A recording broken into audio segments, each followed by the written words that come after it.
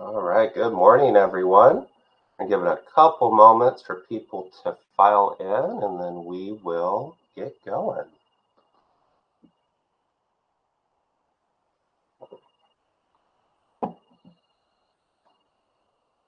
Hope everyone's having a great morning and a good Friday so far. We just have our regular coffee, and we always have a little bit of extra top in there. So we like to think we're fancy at home. Never a dull moment. All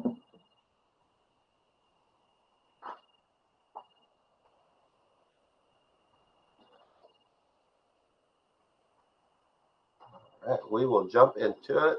Good morning. As you know, my name is Jerome. Very excited to be here for our second installment. Wasn't really sure where we were going as I plotted out what this could look like, but I think we had a really good session last time talking through some of the contacts, and we'll go through that here in a moment. The goal of these sessions is really to help you understand your business and then pour gasoline on the fire. It's a strange time right now with the tariffs and just the world feeling a little weird. We've definitely felt a little bit of a slowdown.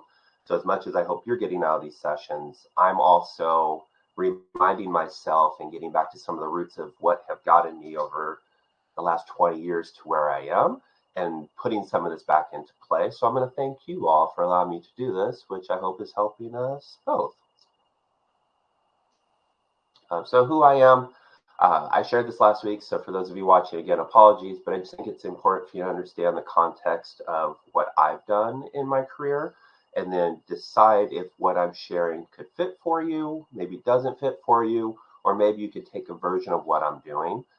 The great thing about catering sales is there's so many different ways to do it. You don't have to do it the way I do it, but I'm hoping there's going to be a couple tools and tricks, a couple things in the sales playbook we're developing that you can take and really make your own. With that being said, my name is Jerome Dees. I've been doing this for almost 20 years. I hope I don't look like it. And in that time, I was a catering manager for Bagel Brands, which is also Noah's Bagels or Einstein Noah Restaurant Group. I was there for 8 years, had 55 locations, up to 100 direct reports. I learned a lot about who I want to be as a catering professional in that time. I moved on to another company where I became a director, senior director, and a vice president, where I was there at Le Boulanger. Then I moved to Wise Sons. I was there for 5 years, became a vice president. And here at Talkalicious, I was a director up until a week and a half ago, and I got my vice president title back. So I really just love this industry. It's allowed me to support my kids, buy a home, and make people happy through food, which isn't half bad. Last note, I won an award from the National Restaurant Association last year, which was an amazing experience. Got to fly to Washington, D.C. and tell my story, both about the impact on internal and external customers, but also some of the work I do in the community. I'm a big believer in volunteering time and giving back. So enough about me. That is who I am. If you want, you can scan this code. I'm also going to attempt to put it in the chat here. Let's see. Actually, we might just circle back to this page in a little bit. If you scan this code, it's going to take you to a sample sales playbook that I've set up. And the goal is every session that we have, we're going to go ahead and add a couple more tabs. You can make a complete copy of that. You can scrub out my information and put in things that you want to do. But the hope is when we have someone new that's training, like I do this week, you have a resource. It has your tactics, your tips, your resources like flyers and other pertinent information. You can have login information for systems that you use. We work with a few third parties like EasyCater and Forkable, and this individual will enter those orders on a weekly basis. We have a step-by-step guide for how that works so that we can train, they can see it, they can go off to the other side, they can try to do it themselves, they can come back, okay, I didn't understand this, we can clean it up. But this is really just a huge resource of everything that we do from a sales perspective, with the hope that the more we organize ourselves, the more we set the standards of what we're doing, the easier it is to be consistent with those actions. And actually, let's pop up our sales playbook real quick. If you are following along, it'll give you a little introduction on the sales playbook tab. There is a daily checklist, and this is something my team uses on our end. If there is a task that needs to be done, I have a sales manager who's off today, so I'm the primary person answering emails, checking voicemails. They could leave me a note here saying, I started contract XYZ. They still need pricing. Please follow up. That way we don't miss anything. All these various tasks and responsibilities fall to one place. Under sales activities are new tabs, and we marked them new for you so that if you're following along, you know which of these to copy and paste. We have a prospecting tab, which will go through some of the things we'll talk about, and a customer profile, which we'll also cover here momentarily. We'll review the contact types that we discussed last week, and then once again, you can have a section for your systems, passwords, projects you're working on, all that fun stuff. Let's go through a quick recap. Last week, we talked about contact types and contact types that we should all be making on a consistent basis. The first of those is a first-time order. Every time someone uses you for the first time, please reach out to them, thank them for their business, see how things went, and see if there's anybody else that you can support on their team, assuming that everything went well. If something didn't go well, use that last instance. Don't ask for a referral. It's a bad time. See what you can do to make the situation better. If it's a comp on the next order, if it's a refund. It hurts to hear that things did not go well, but if you're identifying them through a contact and fixing them, that is a win. So we want to make sure we're asking that question. Beyond the first time order is a first time order 1 month later. You're going to see here in a moment that one of the things we do is reach out to people from last year. We try to get them to order again. But all too often, people that I'm coaching, they haven't contacted that person that whole year. So you're basically a stranger next year when you say, hey, we worked with you in March. We'd love to help again. We want these touch points where you're staying connected along the way. So it's the first time order, a couple of days after the order or the day after if you have time. The first time order 1 month later is really a check-in call. We loved working with you, enjoyed talking with you last month. Check in to see what you have coming up. I'd love to get something on the calendar, save you some time, make your life easy. These can be very simple calls, but it gives you that second touch point within, call it 45 days of their first order. Then you're going to have a prior order contact for anybody with an order that was a significant size for you last year. For me, we try to reach out to every single one because even those $300, $400, $500 pickup orders add up. We're calling, we're seeing what we can do to help. We're trying to earn back that business. Because you know, I know that in our industry, the expectation is that you're going to keep 100% of what you do and grow on top of that each year. The unfortunate reality in a business like mine, where it's catering, it's private dining, it's full service, some events are not going to occur again. People aren't going to get married again. Hopefully people aren't going to get married again. There's memorial services, there's life cycle events, there are things that are going to be a one-time event. I have had periods where 30% of our business was represented in those type of events, and we're not going to get that back. So those prior orders and trying to lock those back in is very important. And then you can understand what that attrition rate is or how many people aren't coming back. So now you know how much more work you need to do to get there. Lapsed users are simply people who haven't ordered in a while. As you do your first time order and your first time order 1 month later, you're asking good questions. And one of those should be how often you order.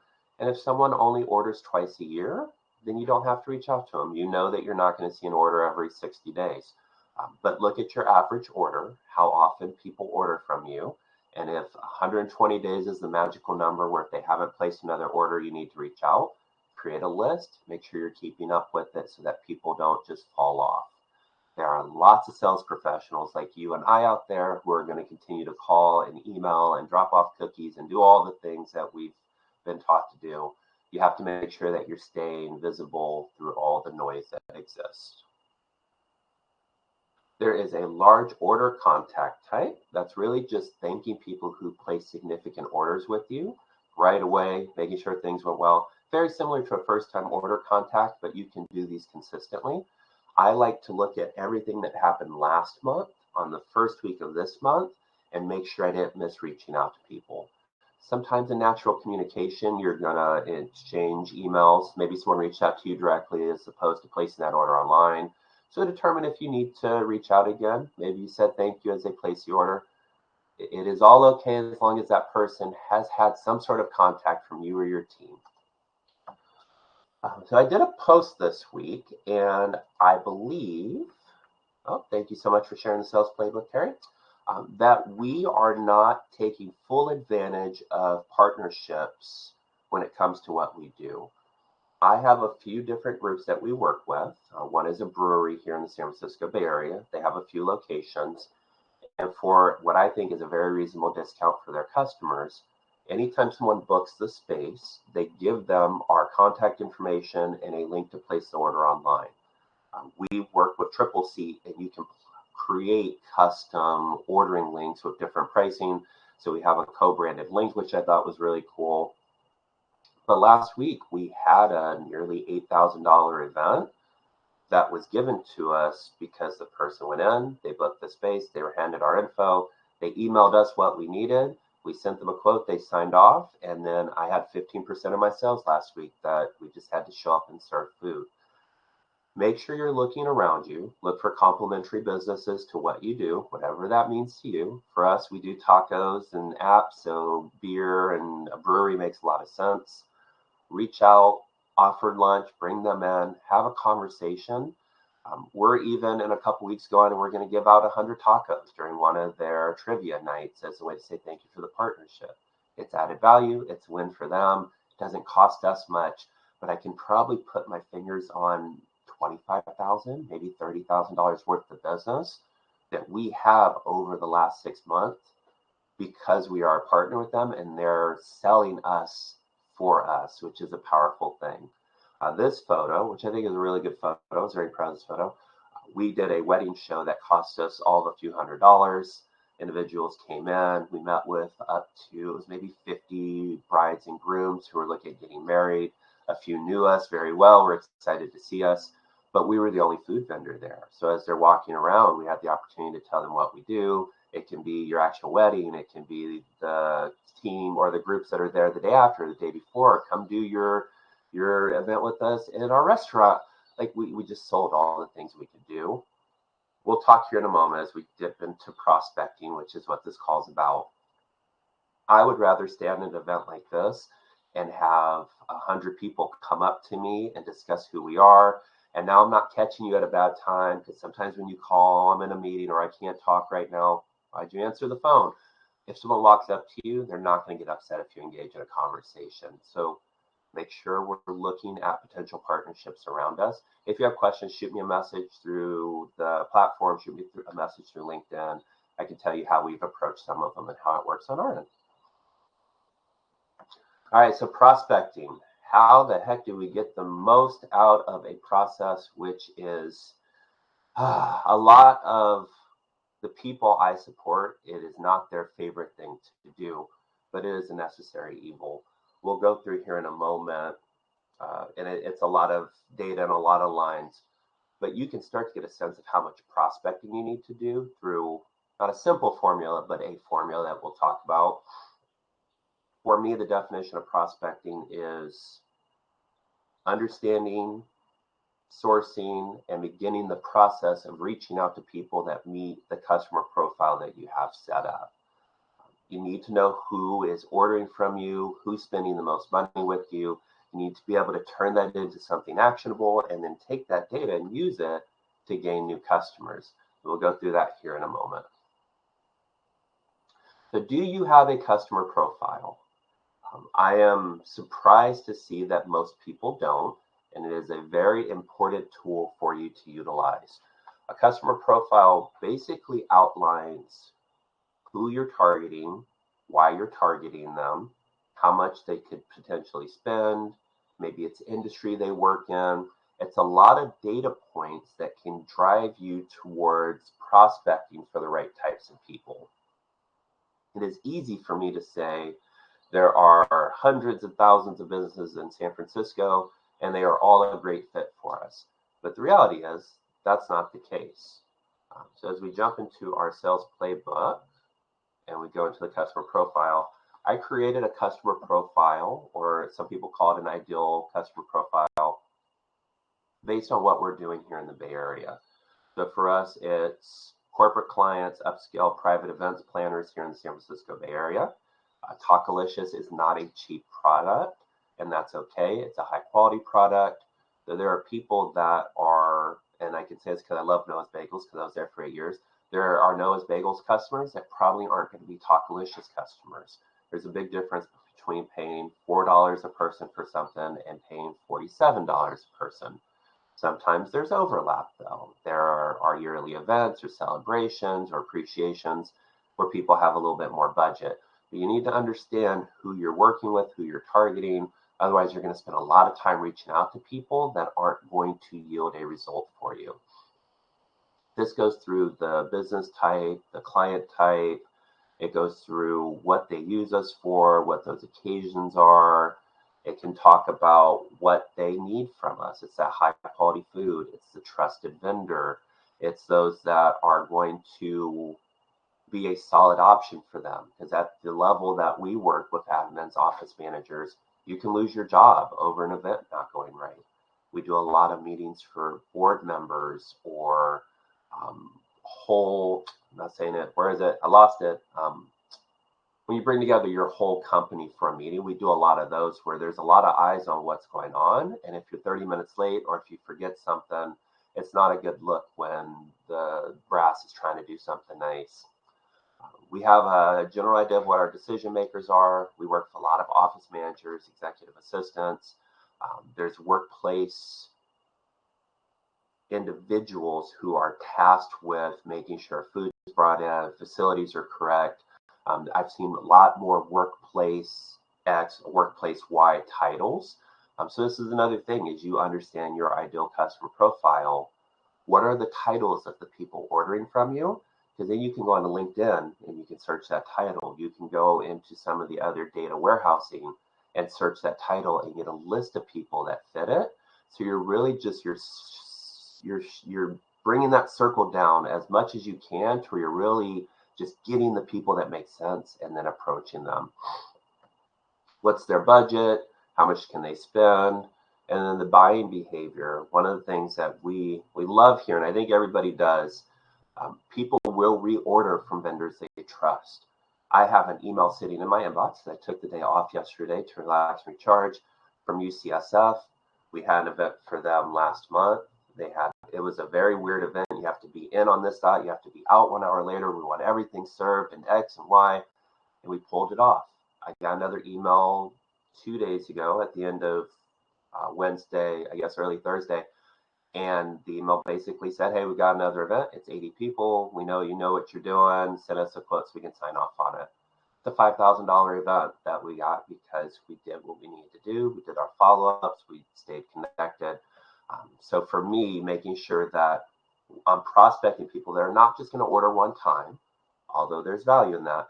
I want people who are ordering consistently, so as I get to my prior order contacts, there's not as much attrition because I don't have these huge $30,000 events that I'm probably not going to be able to repeat. It may seem silly, but I'd rather do 10 $3,000 events than one $30,000 event, just because it gives me more of a cushion when it comes to repeating business. So do you have a customer profile? If you do not, I'm going to strongly encourage you, if you get nothing else out of this workshop, pull a report from whatever catering software you use. Depending on your permission set, you may need to get your manager or one of the administrators to do it. I want you to pull a report that has names, titles if they exist, how much people have spent with you. Drop that into ChatGPT, or you can scour it yourself if you're good with Excel. Understand who's ordering, how often they're ordering. You may be surprised like I was. I pulled my list for a quarter. I dropped it into a spreadsheet I have that does this work for me. And it turned out that law offices were one of the top buyers of what we do, followed by venture capital. And then I think there was a tech that for the San Francisco Bay Area. Well, we have Sand Hill Road, and it's nothing but venture capital. And if I know X percent of my business, my second highest bucket is that. As I'm prospecting, I'm probably going to focus more on venture capital than I would on education. Education can be good at times, but with everything going on in the world right now, a lot of schools are losing funding or in flux. So right now I'm not prospecting education. I'm prospecting more of the legal and the venture capital. Create an ideal customer profile for yourself, put it into your sales playbook. It is going to change over time. It is okay to tweak it. Every year, I'm making little changes to mine. You will find that the more you have, the better off you will be. So please, please, please create a customer profile, which we'll talk about using here a little bit more in a moment. So this is a lot of data. We're going to start at the top and work our way down. One of the questions I get asked a lot is, how much prospecting should I be doing? And really, it depends on what your goals are and what you're being asked to do. In this scenario, let's say you did $1 million in sales. Let's say 30% of that you're not getting back, or you're assuming based off of your prior order contacts. What I like to do is I put all my prior orders on a sheet. I check off when I reach out to them, but then I'll go back and track. Okay, this person said they're not ordering. This person may not be with the company anymore. This company shut down. This person passed away. There's lots of reasons that people may not order, and I'll mark those all on the sheet. That way I know what that attrition rate was. So if it really was 30% because it was a big wedding season last year and we hit our goals, in my mind, I can say, okay, not only did we fill that hole, but we also grew on top of it. So I don't think we always see the work we do, and I want to make sure you're giving yourself full credit for that. So assuming a 30% attrition rate, let's say you're being asked to grow 10% on top of that million. So at the end of the day, we really need $400,000 or $1.1 million in revenue. Figure out what your average order size is. You can do that as part of your customer profile because you need to know who you're targeting. And in our case, our average order value for last period was between $550 and $600. I know that there's a certain amount of people in an office that I need to be able to hit that dollar amount. Usually an office isn't going to order for everybody all the time unless it's bagels on Friday, which I miss having the ability to do. So now I need bigger offices so that when they do order for the smaller groups, there's enough people there. So as you start thinking through it and you have your average order size, you can really start understanding what size companies you need to reach out to. Then understand how many times they order from you on average. Having someone that orders once a year is great. There are holiday parties and Cinco de Mayo, and that's all business we love. But I like having people that are going to order from us as much as possible with our order dollar amount. That's typically a few times per year. So now I know, after doing all that work, that a customer is worth about $3,000 to me on average per year. Doing the simple math, we know that there's about 134 new customers we would need to equal that $400,000. And after all that work, you can take your next 100 cold calls, cold contacts you do. Once again, just put them on an Excel sheet. Name, date you reached out, did they place an order? Track those very, very diligently. And then after 60 days, see what the results were. And let's say 10% of those people actually responded and placed an order. I can use that 10% to figure out I need to reach out to 1,340 customers this year and have them place an order. I need to reach out to 1,340 people, have 10% of those place an order to hit my goal. It is a lot of work, but understanding these numbers, now you can partner better with your marketing team. Here's what I'm trying to accomplish. Here's what I need help with. You can block your time off so that if you break that 1,340 into 48 weeks, 26 to 30 customers per week that you need to reach out to. But it gets more difficult than that because each customer you reach out to isn't going to order on the first call. You need to do multiple calls. So this starts to spiral pretty quick. So I'm going to strongly encourage you, make sure you're blocking time for prospecting because you need to be consistent. Otherwise, that attrition rate catches up with you. You're down year over year and you're not able to explain why. So there's a few places that I like to look when it comes to prospecting. If you do all the pre-work we just talked about and you get your ideal customer profile and you understand your average order value, you can then come to places like LinkedIn and take that title from those who order the most. You can drop it right into LinkedIn, do a simple search, pull up people with that title, and then you can reach out to them either through LinkedIn if you have the premium version. If you have a name and a title, you can just call the company directly and ask to speak with them. Rocket Reach, which is the symbol to the right, you can actually go to their website and let's just do this live. Let's see how good we are. So Rocket Reach is a data warehousing site where you can basically pay for leads. And clearly we didn't have this set up, so bear with me here for a second. There we go. So you can come in and you can do searches for a variety of different things. Let's see here. We're going to leave name blank. I'm going to type in San Francisco because I just want to see people that are in my area. And then for role or department, we can type in office manager. And you can see that it's already starting to pull data for us, which is good.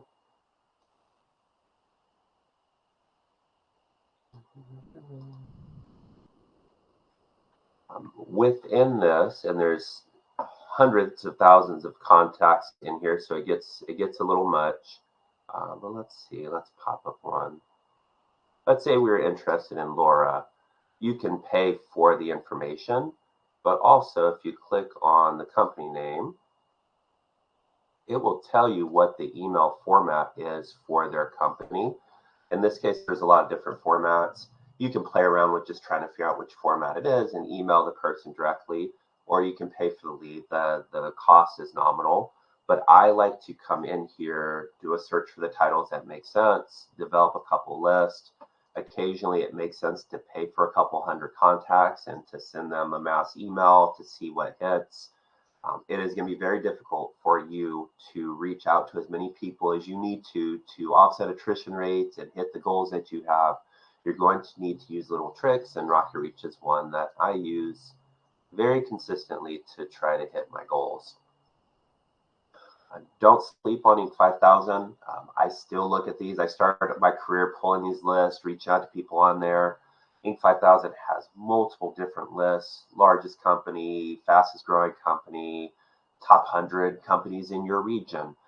Go through, pull those lists, work through them, see who you're working with. If they're on that list and you only have one contact, maybe it's a reminder to reach out to more people.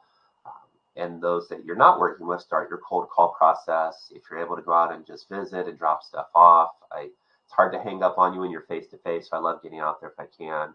But look up Inc. 5000, sort down to your area, see what's there, and reach out to them. I think we overcomplicate things sometimes. You can simply go into Google and type in largest employers in your area. It's going to give you a ton of results. And same thing, work through these, see which ones you're working with, which ones you're not. If there are those that you're not currently working with, take the time to reach out to them to do your cold calls. This list for me changes almost yearly. There's always someone new that comes up. There's always companies that are in their growth mode. They hit that peak and then they start to wind down, or they're acquired. So don't assume you know all the top players in your area. Some of these I don't even recognize, and I've been selling in the San Francisco Bay Area off and on for almost 20 years now. So no pride when it comes to prospecting. Pretend you know nothing, act as if, do your searches, keep up with things, and then reach out to people. The last thing I like to do, understanding I said just a little while ago that education's in a weird place. You can go to websites like Stanford. You can open up each department. And I pulled this morning, 3 minutes before I hopped on. This has at the bottom of each department the name of the school, contact information, the different department heads.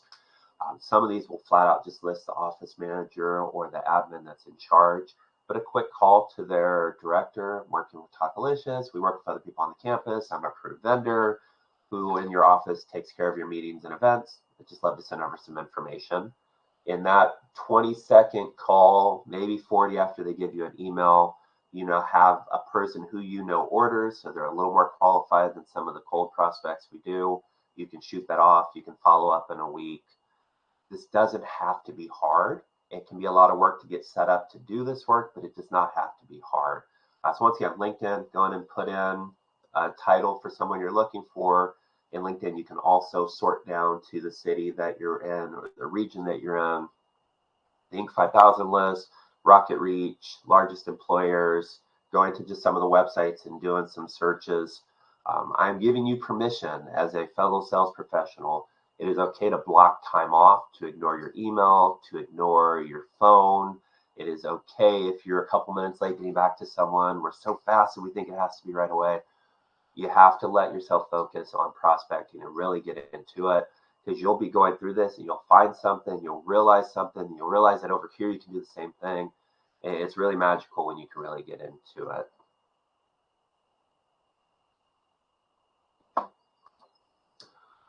One of the things I want to urge you, and it goes back to some of the contact types we did last week, don't ignore your current clients.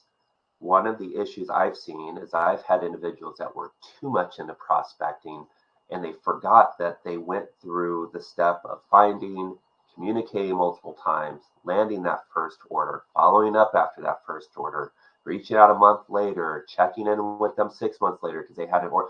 We forget we did all that work and we hyper focus on getting new people, where if we check in with the people that we were working with, we ask those questions. Who else can I work with? I know, it's Apple. I know there's other admins. Can I come in? Can I bring in samples? I will bring in food for 50 people if they all have an admin title.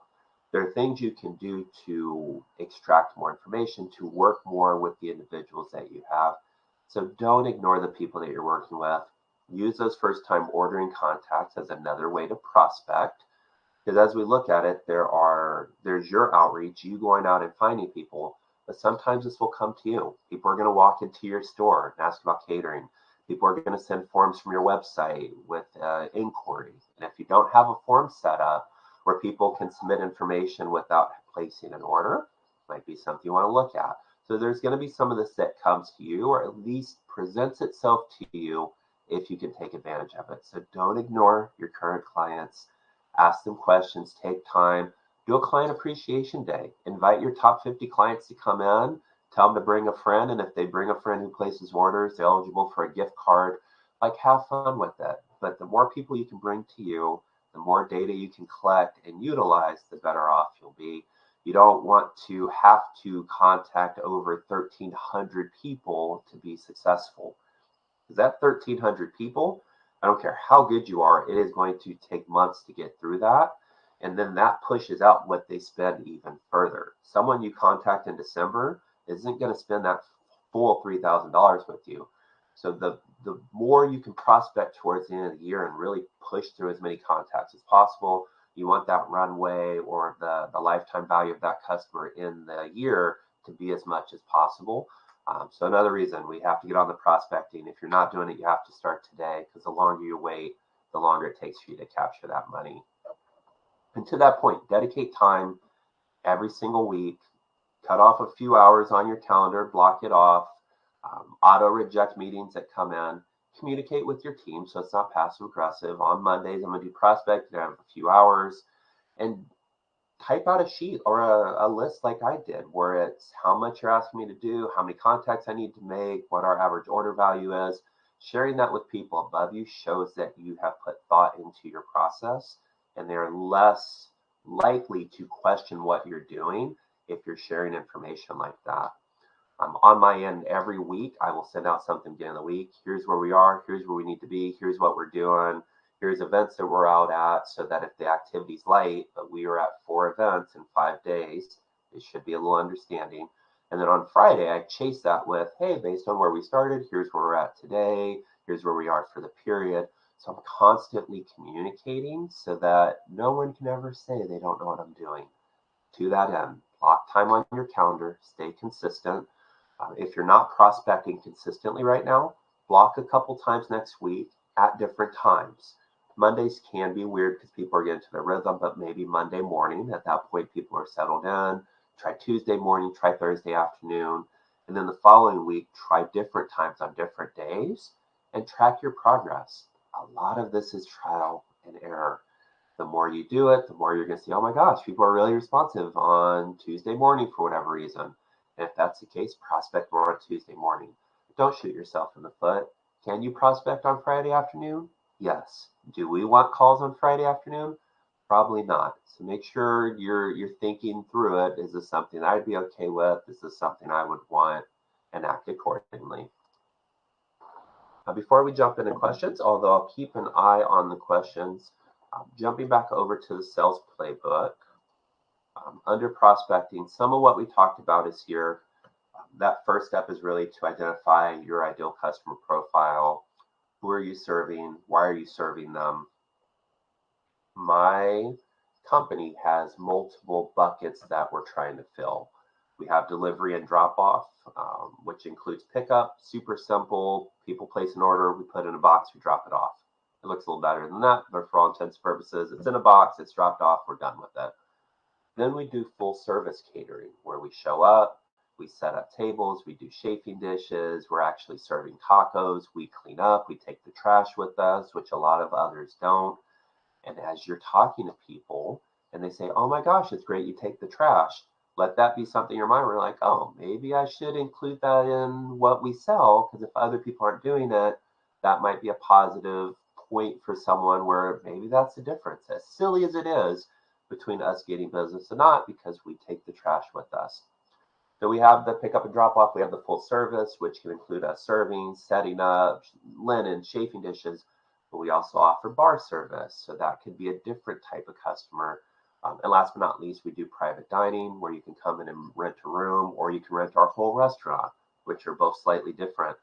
So I have multiple customer profiles, and depending on what I'm trying to sell, it is a different type of person. Some of our events we set up in some of the nicer homes in San Francisco, and we serve groups of 20. That is just people want to do a party and they have money to do it, and we're happy to come and help. Targeting someone who may do a party in their home directly is something I still struggle with occasionally. We can buy lists for specific areas. You can do postcards and mailers to people's homes. But some of these, you're going to get down to what that ideal customer is, and reaching out to them or connecting with them can be a challenge. But knowing that it's a challenge allows you to go to your marketing team or to your ownership and say, hey, this is what we need to do. I can reach out to them. I can connect with them. What's going to be that vehicle to get there? I love inbound more than outbound. I am okay to make calls. I've gotten proficient at it over time. I'd much rather people come to us. Make sure you're posting on social media. We do newsletters or email blasts that we send out occasionally. Check reviews for things that are going on.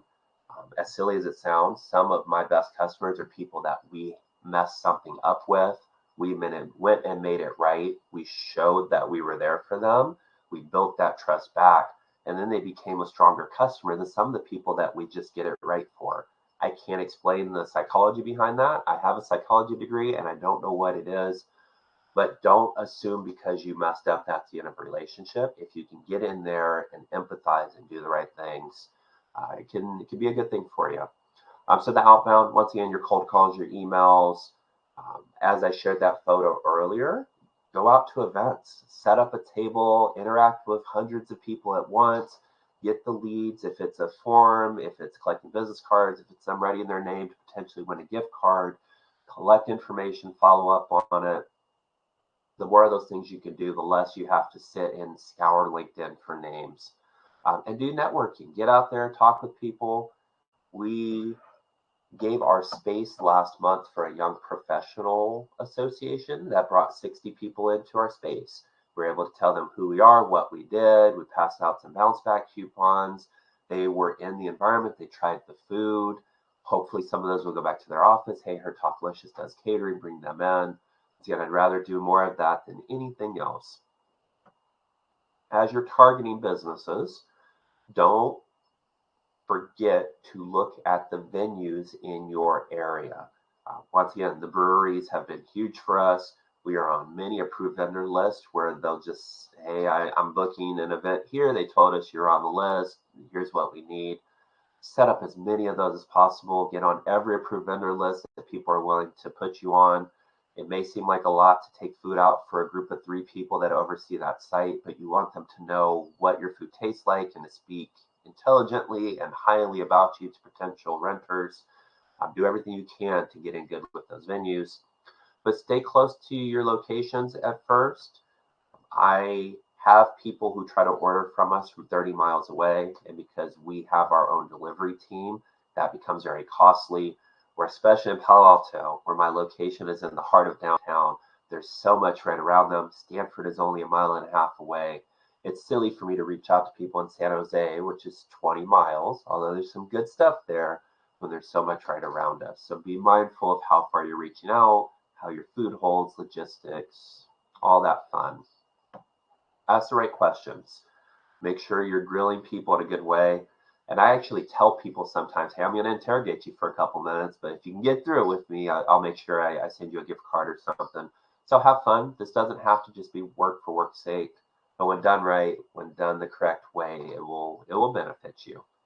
As I shared, make sure you're leveraging those existing relationships, asking for referrals from great business. People are going to walk into the locations. Are you comfortable right now that someone walking in saying, hey, I'm interested in catering, would be met with the right response? Because I'll tell you more times than not, it will not be. Make sure your business cards are at the locations. Make sure the team has just a very simple pitch. Oh, thanks for asking about catering.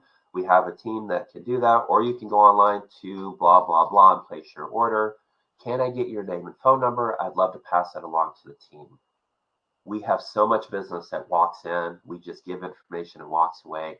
Try to get their contact information. If they came to us, they are a warm lead. We want to pounce on that as quick as possible. Now, once again, know your right times to reach out to people. It's going to be different for all of us. It's going to be different for different parts of the country. We see that a lot of people are in the office now Wednesdays and Thursdays here, so traffic is abysmal, but we know that they're in the office. Although they're only there a couple of days, might be trying to squeeze in more meetings than not. We know they're available, so for me, making calls on those days makes sense. And in terms of creating the recurring business, being a little repetitive here, but we once again have the UCSF customer who we did a really good job with, and now I have another event coming up. I had another one from Allbirds, I believe, which is a shoe manufacturer, where we did a really good job for an event. I personally went to make sure it went well, as I do with all orders over a certain dollar amount. They reached out, hey, everything went super well last time. We want to do it again, but this time we want to add bar service. So we turned a $4,000 event into a $7,000 event because we did a good job. We followed up. I sent an email a month later. Hey, we loved working with you last month. We're here if you need us. Just little reminders, not aggressive, just a little reminder. And now we have another event, I believe, in May that will be percentage points. So a lot of this is me looking for people who are going to order consistently and ongoing and not necessarily one time. Again, I love the conferences. I love when someone drops $25,000 in my lap. I cherish that. But what I like even more is those people who are going to order monthly or quarterly and keep that going so that I can not have those big swings to go after next year. Make sure you're using your CRM. If you don't have one, shoot me a message. I have a simple Google Sheet that I'm using right now because the CRMs, they were just overkill because there's just a couple people on my team. I set up a way to where you can list your contacts on one sheet, and on the main sheet, it will tell you the last time you reached out to them. I'm very proud of it. You can also use ChatGPT. I'm trying to track leads. This is what I want to do. Can you create a sheet for me that will do X, Y, Z, and it'll spit it out for you. But make sure you're tracking what you do and how you're doing it. Prospecting can be a lot, but it is something that we need to do consistently. I think if you can implement what we talked about in terms of having your ideal customer profile, knowing who you need to reach out to, understanding how many contacts for the year you need to get to hit the number of new customers you have, you're going to be in a position to pace your work, to actually move towards what you need to accomplish, and to communicate that to your team to where if you have a full week next week where you have to do nothing but prospecting, and people are like, why are you doing that? You can fall back to that. Well, if you need me to hit this, here's all the math. Here's what we need to do. Please reach out to me, especially if you set some of this stuff up. I'd love to hear how it goes. I appreciate you making some time for me on a Friday morning, thinking or wishing you a lot of luck with your prospecting, and we'll be back at it next month. So we'll see you then. Have a great Friday. Oh, sorry, I see a question here. When you're reaching out to lapsed customers, what has been the most successful technique for bringing them back? Great question. For me, it has been offering a little something. I think groups like Easy Cater are so successful because they offer gift cards that individuals can use. So I'll start with something simple. We'll throw in a free menu item. We'll offer you a free box lunch. Occasionally, it will be a free gift card. We did a promotion in January where we offered 10% back on gift cards. I think it brought back $15K in business from people we hadn't heard from in a while. So it can be different things. Also depends on the time of year, because we're so slow in January and July. My offers are a little more aggressive than they might be around, say, Cinco de Mayo, where we know we're going to get crushed regardless of what. But I think it can be a few different things that make sense. I love giving free food or discounts, especially if I can do a free meal for the person ordering. To that point, as you're working with people, it is a good tactic to just throw in a free box lunch for the person ordering and just do that on a consistent basis. That way, when someone walks up, hey, I've got a meeting, who should we order from? You want them right away to go, oh, Talkalicious took care of me. Let's send them more business. Let's see. In the sales playbook designed to individuals or teams, it can be both, oddly enough. You can have one just for yourself if you're a team of one where you just organize yourself. I do have one that is for my entire team. And one of the things you can do here, all these cinched down. So I have one section in the one for my group that is all sales activity, all the things that we do. I have one that's labeled third-party partners, which is how do we enter Easy Cater? How do we track Forkable? How do we track Chow Mill? Step-by-step guides for all those. We have another section that's our private dining. What can each room hold? How much do we charge for it? Does that change seasonally versus availability? So I use this both ways. Create a section for yourself, but also have it as a full resource. My goal is if there's something my team needs and it's not within 3 clicks in the sales playbook, I've done something wrong. So I like to think of this as a warehouse for all the data, including our sales techniques. How will we train the sales team on using email and phone scripts? Yeah, I like to mirror what I'm expecting people to do. So as someone who should be the expert in it, I sit down and I just start making calls. Because the script is good, but I've never had a script that's been so detailed where it's, hey, this is Jerome. I'm calling from Talkalicious. We sell tacos. Do you or like we don't want that. You're hiring people because they have a personality or because there's something there that made you think they could do the work. So I'll sit down. I have 3 questions I try to ask on every call, and I'll check those off as I go. But outside of that, you should know who you are. You should know who we are. So we don't have to script that. Let it just flow. You know the questions. You can use that as a cheat sheet, but really just mirror that behavior. When it comes to the email templates, we do have templates set up. And really in Gmail, those templates are ready to go to where someone has to do new email template, click that one. They type their name and that's it. But with the phone scripts, a lot of it is just me mirroring that behavior, working with them a couple times, and then doing some calls with them. And then critiquing them honestly. I love that you did this. This was a little weird. Maybe don't say, do you order catering? Because people think catering is full service with Schaefer's. Just ask them if they bring in food for their team. And it's those little tweaks that go a long way. Hope that answers the question. How do you recommend we measure the effectiveness of the scripts in generating better responses from clients? Great question. List out the contacts that you're making and just track if people are ordering. You can do an A/B test where maybe you use one script and one set of emails for these clients and a different one for these. I change my subject line in my emails all the time just to see if one resonates better. It can be hard to keep up with all that, especially in my case where I'm sending out hundreds of emails each week.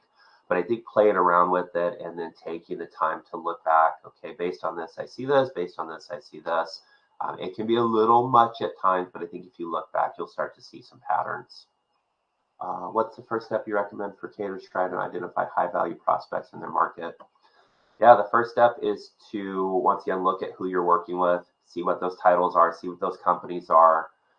If you are working with people currently and you go into Google and type in their company name, on the right hand side, or at least it used to, it will tell you who their competition is, or you can just flat out type in the Google competition for company X. And typically companies of the same level tend to order the same way. So in my case, Apple, we do a lot of work with Apple. I can type in Apple competition in Cupertino and Menlo Park and Palo Alto where we're located, and it will give us a list of similar companies, and then we can reach out to those individuals. Because typically if you are competing against Apple, you want to be seen like Apple, so you're offering some of the same perks, and one of those things is free lunch. So we use the list that we have, and we'll search to see who others like that are. You can also get a sense from some of the ads that are put up and what people are paying. I love searching Craigslist and just typing in free lunch and seeing what pops up. So there's a few ways that you can do that. How can operators make their outreach stand out in a sea of generic emails and calls? Keep your email short and sweet and to the point. Some of my emails are just 3 lines. I've seen cold emails where they try to explain the history of everything in the world, and it's just too much. We know that we're skimming things because we're so busy, so assume people are doing the same with their emails. Make it short and impactful. What can you do to help them? Ask to help. Other than that, I like to use a lot of humor in mine. So I think one of the lines that I've come to love is, let me know how I can make your life better, at least as it pertains to food. And people seem to get a kick out of that. So once again, a lot of this is me just fine tuning as I go. Oh, nobody seemed to respond to that email blast. We sent it out the next week. We changed the subject and got a 40% open rate. So next time we don't do this, we do this. A lot of trial and error and tracking what you're doing. How do you balance volume with personalization? Yeah, this can be tough because you're going to get into a hole where you need to push, and it's going to become super generic. And then you're going to have slower times where you can really let your personality shine and connect with people. For me, the best thing is to get out at events and to meet multiple people at once, because then you're in person, you're able to smile, you're able to gauge, oh, I said this and they perked up a little bit, or I said this and they asked another question, so they're interested in that. Let me make a note about that. I have never been hung up on when I have been in person with someone. So all the trade shows, all the partnerships you can get involved with, where you can set up a table, do as much of that as possible, because that's going to give you more control over what's going on and how you present yourself. Then you're going to get through the generic emails and some of the voicemails. To that point, remember that voicemails for a lot of people will be transcribed into words, and people are looking at that on their phone. So don't leave a long voicemail where you're droning on about everything you're doing. Short, sweet, to the point, impactful. Oh my gosh, sorry, I missed all the questions. What's a common mistake caterers make when prospecting, and how can they avoid it? Ooh, good question. I think not understanding who you're truly trying to or should be approaching. And it goes back to having a customer profile. Yes, there are businesses all around. Yes, most of them bring in food at some point. But do you really want to waste your time on an office with 10 people that orders once a year when there are offices with 50 people that order weekly? I think it's really trying to understand what you need out of the process and then trying to get there in the most impactful way. Once again, some of the smaller offices are great, but when I work with or when I coach people and they show me their prospect list, it's a lot of lower end, not well-named companies. And as I go into a sales pitch, you have to name drop. We just did an event with Google last week with 350 people. We brought food in, we served. Oh, well, if Google's good enough for them, then I'm probably, we're probably okay too. I used to say all the time, because we did the Super Bowl when they were in Santa Clara, and people would be nervous that we could deliver 20 lunches.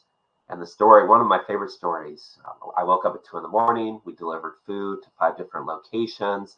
They had the Army Humvees out with machine guns because Super Bowl super secure and all the checkpoints. And of the 14 orders we did, everything was on time, 1,400 meals. I promise if we can navigate all the logistics for that, my team can deliver 20 meals to you 2 miles away by noon. And it's a fun way to say your concern's valid, but this is what we do. We have you covered. So really just understanding who you are, what you can do, having good stories available, but not just reaching out to everybody, because not everybody is a good customer for you. What's one piece of prospecting advice you'd give to your younger self starting out? Ooh, that you're making it harder on yourself than you need to be. Granted, the internet is not what it was then as it is today, but knowing how much data and how many resources are out there, and the fact that some of the work that I did could have been smoother or easier. Prospecting is a grind. It is overwhelming. It can be frustrating at times. You are setting yourself up to be told no more than you are yes, which is a lot. And just remembering that every no gets you closer to a yes, unless you're tracking your results and you're getting no yeses, and then you have to go back and look at what you're doing and approach it a little differently. All right, we made it through it. Happy Friday, everyone. I hope you all have a great day, and we will see you next time.